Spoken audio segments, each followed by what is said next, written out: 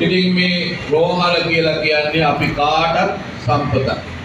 අපි හිතුවේ නැතුවට අපට අබේදානය දෙන්නේ පූජා කරන්නේ ඔය ඇත්ත.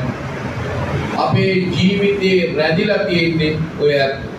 ඒ නිසා මේ රාජකාරී කටයුතු හොඳ මානසික හා කායික ශක්තියකින් සිද්ධ කරගෙන යන්නට ඔයාලට ආශිර්වාදේ අවශ්‍ය වෙනවා.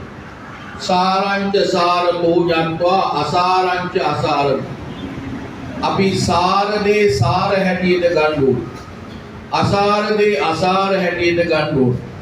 හොඳ දේ හොඳ විදියට තේරුම් අරගෙන නරක දේ නරක විදියට තේරුම් ගත්තන් පස්සේ අපේ ජීවත් වීමේ පහසුවක් දැනෙනවා. රාජකාරී ජීවිතේ නොයෙක් ගැටලු ප්‍රශ්න අරමුණවලට මුහුණ පාන්න සිද්ධ වෙනවා.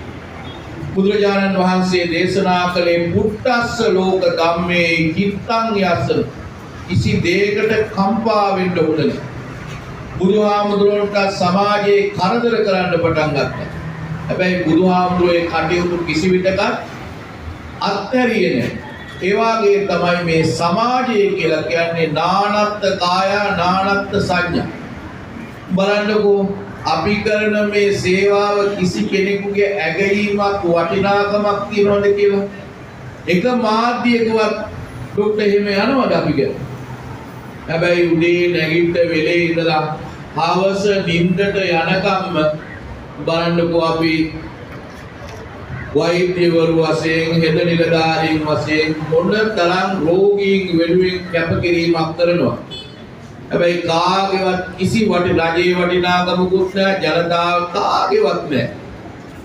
හැබැයි පුංචි හෝ අතපසු වීමක් වුණොත් නේද?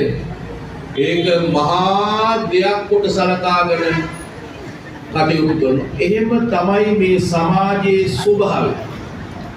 අපිට වරදිනකම් තමයි හැම කෙනාම බලාගෙන ඉන්නේ. ඒ නිසා අපි ඒවට සැලෙන්න හොඳ නැහැ. අපිට අවංක වෙන්න ඕන පළමුව. අපිට අවංක වුණාන් පස්සේ කවුරු මොනවා කිව්වත් අපට ගැටලුවක් නැහැ. අපේ සේවයේ අපේ ශක්ති ප්‍රමාණය නේද? ඔය කියන හැමෝටම අපිට එක වාගේ වැඩ කරන්න බෑනේ. අපිත් මිනිස්සුනේ. අපිට ගියක් තියෙනවා, නෝනා කෙනෙක් ඉන්නවා, මහත්තයෙක් ඉන්නවා, දරුවෝ ඉන්නවා. අපිත් ගාගෙන කන්න ඕන පාරේ බස් එකෙන් තමයි අපිත් යන්නේ නේද? අපිටත් ওই මිනිස්සුන්ට තියෙන ගැටලු ප්‍රශ්න ඔක්කොම තියෙනවා.